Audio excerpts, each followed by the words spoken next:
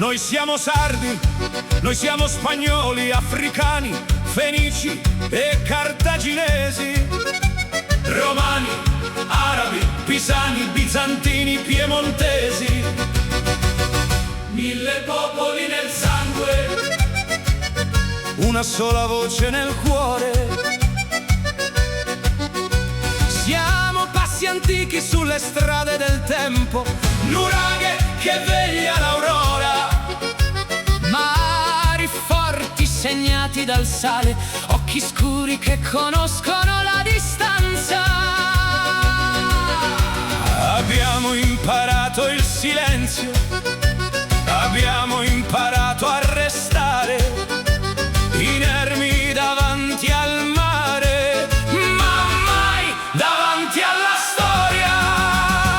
Noi siamo sardi dell'aria, del vento, fuoco e fango, anima e storia. Noi siamo sardi, isola libera, terra di chi non si piega.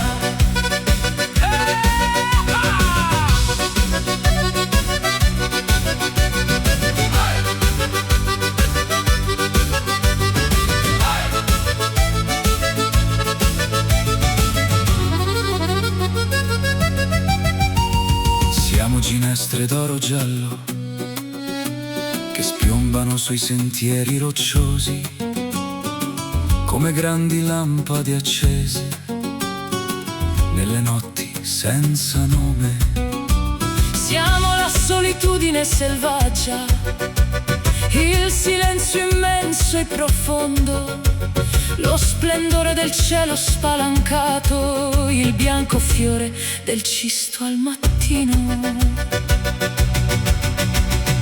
Siamo il regno ininterrotto del lentisco, delle onde che ruscella sui graniti antichi, della rosa canina che punge e cura. Siamo il vento che non chiede permesso, l'immensità del mare che separa e protegge, la voce bassa delle madri e il canto lungo dei